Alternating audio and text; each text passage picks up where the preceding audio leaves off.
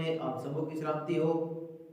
एक बार फिर मैं मिस्टर विक्टर नज़ीर अपने चैनल से कमूसुल इल्म से आप सबको सलाम पेश करता हूँ। उम्मीद करता हूँ कि आप सब खैरियत से होंगे और खुदा का जलाल आप सबों की ज़िंदगी में कसरत से काम करता होगा। तो आइए हम, जिस तरह के हमारा ताल्लुक़ एक चैनल के साथ, एक प्लेटफॉर्म के ऊपर हमारा ताल्लुक़ बना हुआ है कि हम एक दूसरे के साथ सीखते और सिखाने का अमल शुरू किया। तो हमारा जो कल का टॉपिक था, जिसमें हमने बताया अपनी कल की वीडियो में कि दुआए रब्बानी के ऊपर हमने मैसेज तैयार किया, उसमें दुआए रब्बानी का आधा हिस्सा जो खुदा के जलाल, जिसको खुदा का जलाल देना था, जिसका मकसद दुआए रब्बानी के ऊपर जो मैसेज तैयार किया, उसमें हाफ चीज़ें हमने कवर की थी कि जिसका मकसद खुदा को जलाल देना था, उसकी पहली 3 दरख्वास्तों में और अगली जो 3 दरख्वास्तें हैं उसमें जो है, उसमें एक ईमानदार जो है ना, उसका तल्लक जिस्मानी और रूहानी खुशहाली से है। इसको हम देखते हैं कि दुआए रब्बानी में जो खुदा ने अपने लोगों को, अपने शागिर्दों को सिखाई, तो उन्होंने जो इसके 2 हिस्से रखे, एक हिस्सा खुदा को जलाल देना और दूसरे में ईमानदारों की रूहानी और खुशहाली तरक्की है। तो आज का जो हमारा उन्वान है वो ईमानदार की रूहानी और खुशहाली तरक्की पर है। तो आइए हम इसको खुदा के कलाम में से देखते हैं कि वो जो अल्फाज हैं, वो जो नेमतें हैं, वो खुदा ने अपने लोगों को दी। इस दुआ में हम उसका इस्तिफादा करते हैं और हर रोज़ अपनी ज़ुबान से खुदा को याद करते और खुदा के उन लफ्ज़ों को याद करते हैं। तो आइए हम देखते हैं, जैसा कि पहला बताया गया था कि पहली 3 जो दरख्वास्तें हैं उसका मकसद खुदा को जलाल देना है, जबकि अगली 3 दरख्वास्तों का ताल्लुक ईमानदार की जिस्मानी और खुशहाली, जिस्मानी और रूहानी तरक्की से है, उसकी खुशहाली से है। चूँकि गुनाह के नतीजे और खुदा के खिलाफ बगावत के बायस खुदा के इख्तियार को तमाम दुनिया नहीं मानती और मौजूदा ज़माना में ज़मीन पर उसकी मर्जी पर पूरी तरह अमल नहीं किया जाता। इसलिए ईमानदारों और गैर ईमानदार दोनों को अपनी ज़िंदगी, अपनी मादी और रूहानी ज़रूरियात पूरी करने की हाजत होती है। बस ईमानदारों को इस दुनिया में ज़िंदगी की हर ज़रूरत को सामने रखते हुए खुदा की मदद और बरकत के लिए बड़ी जान-फ़शानी से क्या करनी चाहिए? दुआ करनी चाहिए। इसमें अपनी ज़रूरियात को बड़ी जान-फ़शानी से और मदद के लिए और बरकत के लिए ईमानदारों को क्या करनी चाहिए? दुआ करनी चाहिए। इस दरख्वास्त में कि हमारे रोज़ की रोटी आज हमें दे, हमारे बाप में जो हम सीखते हैं कि ए खुदा हमारे रोज़ की रोटी आज हमें दे, इसका क्या मकसद है? इसको अजीज़ों हम खुदा के कलाम में से देखते हैं। हम अपने आसमानी बाप से ये इल्तिजा करते हैं कि वो हमारी तमाम जिस्मानी ज़रूरियात पूरा करे। यहाँ लफ्ज़ जो रोटी इस्तेमाल किया गया है वो तशबीहा तौर पर इस्तेमाल हुआ है। तशबीह के तौर पर खुदा ने हमारी रोटी जो है ना, वो रोटी जो कि खुदा की तरफ से अनायत करदा इंसान के लिए एक तोहफा समझ लें, उसकी नेमत समझ लें, क्योंकि इंसान के पास ये एबिलिटी नहीं है कि वो ज़मीन में से रोटी पैदा कर सके। ये खुदा की कुदरत है जो उसको हर रोज़ खाने का उसने वादा किया है। ये खुदा की कुदरत से ही मुमकिन हो सकता है, क्योंकि खुदा के कलाम में लिखा है कि खुदा अपनी मुट्ठी खोलता और हर जानदार की ख्वाहिश को क्या करता है? पूरा करता है। तो रोटी जो है ना, वो यहाँ पर तशबीहा तौर पर बयान दिया गया है। लफ्ज़ रोटी तशबीह हमारी ज़मीनी ज़िंदगी की हर ज़रूरत को पूरा करती है। इसमें हम खुदा से दरख्वास्त करते हैं कि वो हमारी जिस्मानी ज़रूरियात को क्या करे? पूरा करे ताकि हम हकीकी मानों में उसके नाम को पाक माने। जब हमारी तमाम ज़रूरियात पूरी होंगी, हम खुशहाल होंगे। इसमें हम खुदा की इनायत करदा चीज़ों में से हमें मिलेगी, हमारे रोज़ की रोटी हमें मिलती है। हमें अजीज़ों यहाँ पर ये चीज़ थोड़ी सी सीखने की ज़रूरत है कि आप दुनिया में देखें कितने ऐसे लोग हैं जो न जाने कितने वक़्त की रोटी उनको नसीब नहीं होती। तो आज अगर हमें खुदा हर चीज़ मुहैया करते हैं, वो हर रोज़ हम पेट भर कर अगर खा कर सोते हैं, खुदा हमें मुहैया करता है, तो हम पर यह खुदा का फजल है, उसकी मेहरबानी है। तो हम ये हर रोज़ अपने खुदा से दुआ करते हैं कि हमारी रोज़ की रोटी आज हमें दे। यहाँ पर लफ्ज़ रोटी जो है वो तशबीहा तौर पर इस्तेमाल हुआ। इसमें तमाम जिस्मानी ज़रूरियात जो एक इंसान को ज़िंदा रहने के लिए उसकी जिस्मानी ख्वाहिशात हैं, जिस्मानी ज़रूरतें हैं, उसकी सेहत है, उसकी तंदुरुस्ती है, उसका चलना फिरना है, اس کی ہر طرح کی جو ایک جسمانی ضروریات اس کو حاجت ہیں، روٹی کے طور پر ہم خدا سے، روٹی تشبیہہ طور پر خدا سے مانگتے ہیں کہ خدا ہمیں یہ دے تاکہ ہم اس کے نام کو پاک مانیں۔ اس طرح اس کے آنے والی بادشاہت کے لیے کام کریں، اور جس طرح آسمان پر اس کی مرضی پوری ہوتی ہے اسی طرح زمین پر بھی اس کی مرضی پوری کرنے کے قابل ہو جائیں، کیونکہ اگر ہم زندہ رہیں گے، ہم تندرست رہیں گے، تب ہی ہم سب کچھ کر سکیں گے، کیونکہ خدا کا جلال بھی تندرستی اور نعمتوں کے ساتھ ہی ہم اچھے طریقے سے پورا کریں گے۔ جب ہم ہماری جسمانی اور روحانی خواہشات پر ہماری پوری ہوں گی تو ہم خدا کے نام کو اور زیادہ جلال دیں گے۔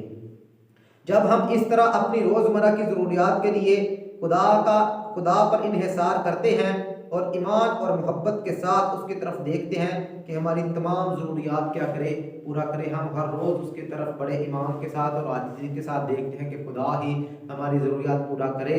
اور یہ ایمان رکھیے دوستو اور ایمانداروں کے خدا ہی ان چیزوں کو پورا کرنے کی قدرت رکھتا ہے۔ انسان کے پاس یہ ایبلٹی نہیں ہے کہ وہ اپنی ضروریات کو، اپنی خواہشات کو پورا کر سکے، یہ خدا کا فضل ہے۔ اگلی درخواست، جس طرح ہم نے اپنے قرض داروں کو معاف کیا تو بھی ہمارے قرض ہمیں معاف کر۔ یہ دعا بھی ہے اور اقرار بھی ہے، اس میں ہم دعا بھی کرتے ہیں اور اقرار بھی کرتے ہیں، کیونکہ جب کوئی معافی کے لیے درخواست کرتا ہے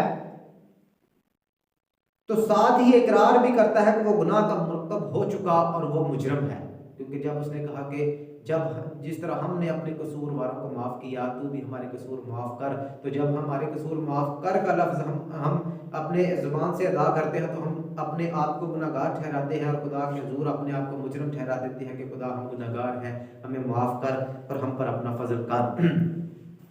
اور ہم اپنے آسمانی باپ سے بڑی عاجزی اور فروتنی سے درخواست کرتے ہیں کہ وہ ہمارے قرض ہمیں معاف کرے، یہ مانتے ہوئے کہ ہم کبھی معافی کما نہیں سکتے، کیونکہ مسیح نے ہمارا فدیہ دیا، اور اس لیے وہ ایمانداروں کو اس قسم کی دعا کرنا سکھاتے ہیں کہ ہم معافی کما نہیں سکتے، نہ ہمارے پاس اتنی ایبلٹی ہے کہ ہم خدا کو بیٹ کر سکے، اس سے مقابلہ کر سکے، کیونکہ خدا کی قدرت اس قدر حاوی ہے کہ خدا کی آنکھ اتنی پاک ہے کہ بدی کو دیکھ نہیں سکتی، تو اس انسان اس کے قدر کس طرح اس کے حضور میں ٹھہر سکے گا۔ لیکن یہ خدا کا فضل ہے کہ اس نے ہمیں معاف کر دیا اور اپنے بیٹے مسیح کے وسیلہ سے ہم پر اپنے کرم کی نظر کی اور ہمیں معافی دے دی اور ہمیں معاف کر دیا، اور یہ معافی ہم کما نہیں دے سکتے۔ آئیے ہم اس کو ایک آیت کے ذریعے خدا کے کلام میں سے دیکھتے ہیں کہ مسیح نے ہم پر فضل کیا اور اسی کے وسیلہ سے ہمیں معافی ملتی ہے۔ اس کو ہم دیکھیں کہ متی کی انجیل اس کا 6 باب اس کی 4 آیت سے 8 آیت تک خدا کے کلام میں سے دیکھتے ہیں۔ دیکھیے خدا کے کلام میں سے، اور جب تم دعا کرو تو ریا کاروں کی مانند نہ بنو، کیونکہ وہ عبادت خانوں میں اور بازاروں کے موڑوں پر کھڑے ہو کر دعا کرنا پسند کرتے ہیں تاکہ لوگ ان کو دیکھیں۔ میں تم سے سچ کہتا ہوں کہ وہ اپنا اجر پا چکے۔ بلکہ جب تو دعا کرے تو اپنی کوٹری میں جا اور دروازہ بند کر کے اپنے باپ سے جو پوشیدگی میں ہے دعا کر، اس صورت میں تیرا باپ جو پوشیدگی میں دیکھتا ہے تجھے بدلہ دے گا۔ خدا کے زندہ کلام کی پڑھے اور سنے جانے پر اس کی خاص برکت ہو۔ خدا کے کلام میں سے ہم نے دیکھا کہ اس صورت میں جو تیرا باپ جو پوشیدگی میں تجھے دیکھتا ہے بدلہ دے گا۔ عزیزو، ہمیں اسی بدلے کی ضرورت تھی۔ ہم نے دیکھا کہ خدا نے ہم پر اپنا فضل کیا اور اسی کے بدولت ہم اپنی نعمتوں اور اپنی دعاؤں کا بدلہ پا سکتے ہیں، تو اس میں ہم عاجزی اور انکساری کے ساتھ اپنے آپ کو خدا کے حوالے کرتے ہیں۔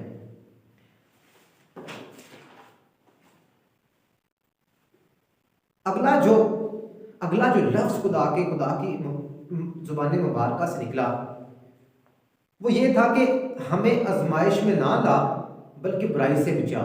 یہ ایک عزیزو بہت میں سمجھتا ہوں کہ ایماندار کو ایک بڑا زبردست جو ہے نا وہ انہوں نے ایک پیغام دیا اور یہاں پر دعا کرنا سکھایا کہ جب تم دعا کیا کرو تو اس طرح دعا کیا کرو کہ ہمیں آزمائش میں نہ لا بلکہ برائی سے بچا۔ خدا جانتے ہیں کہ انسان جو ہے وہ آزمائش کی برداشت نہیں کر سکتا، تو خدا نے کہا کہ جب تم دعا کیا کرو تو اس طرح دعا کیا کرنا کہ اے ہمارے باپ ہمیں آزمائش میں نہ لا بلکہ برائی سے بچا۔ اس کا مطلب تھا، اس درخواست کا مطلب ہے کہ تو ہمیں ایسے حالات میں نہ پڑنے دے کہ ہم پر بدی کی آزمائش حملہ آور ہو سکے۔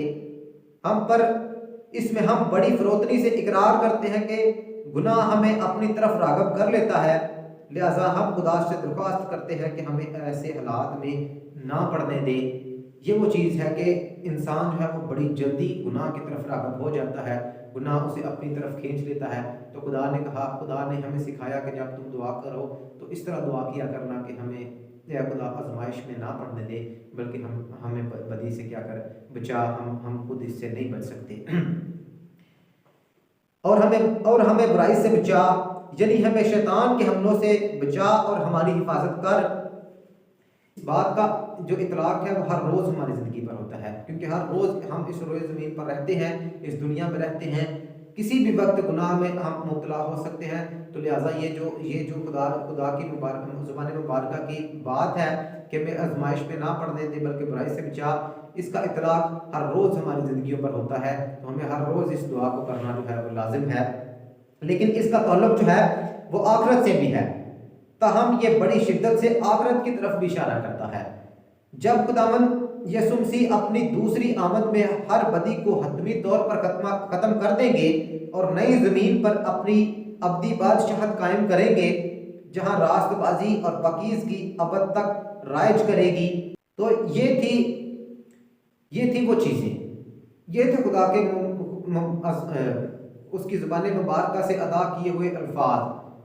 ایک بار پھر میں دہراؤں گا کہ یہ جو دعا تھی میں اس کو مکمل طور پر پڑھوں گا کہ اے ہمارے باپ تو جو آسمان پر ہے، تیرا نام پاک مانا جائے اور تیری بادشاہی آئے، تیری مرضی جیسے آسمان پر پوری ہوتی ہے زمین پر بھی ہو۔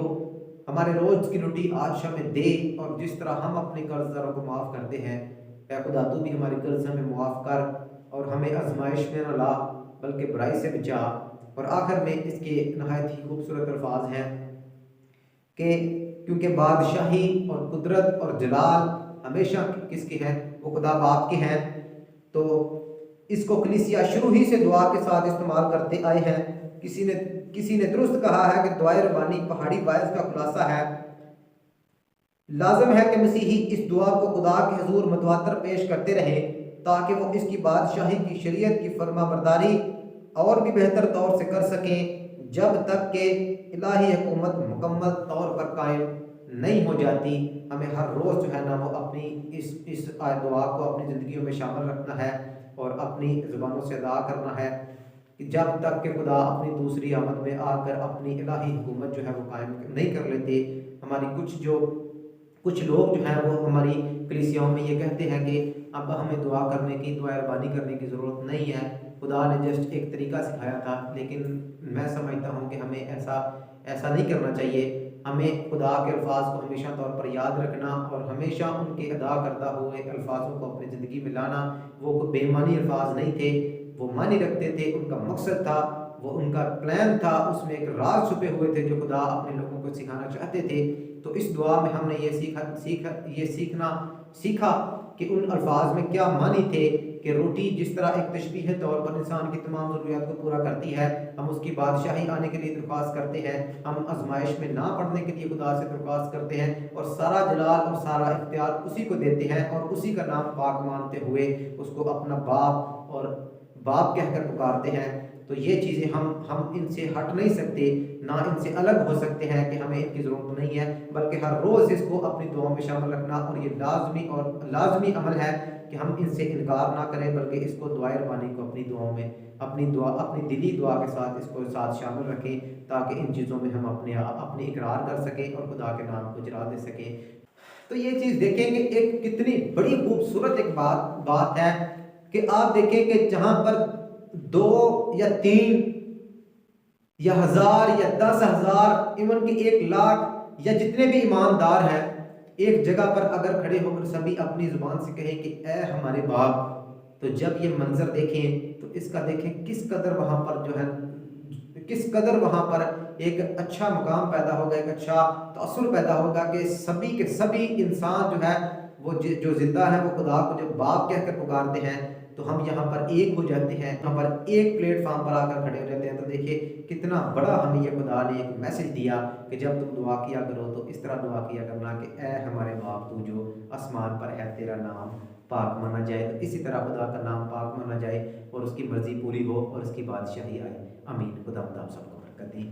اور آخر میں ایک چھوٹی سی درخواست کہ آپ ہمارا چینل قاموس العلم اس کو سبسکرائب کیجیے گا، اور آج ہم نے جو دعائے ربانی کے الفاظ ہم نے خدا کے کلام میں سے سیکھے آپ کو کیسے لگے یہ بھی ہمیں کمنٹ میں بتائیے گا، اس کو لائک بھی کیجیے گا اور شیئر بھی کیجیے گا، تاکہ ہم آپ کی مدد کے ساتھ آپ کی سپورٹ کے ساتھ اسی طرح ایک دوسرے کے ساتھ ملے جلے رہیں اور ایک دوسرے کے لیے بہتری کے لیے ہم دعائیں خیر کرتے رہیں اور آپ ایک دوسرے کی بہتری کا وسیلہ بنیں۔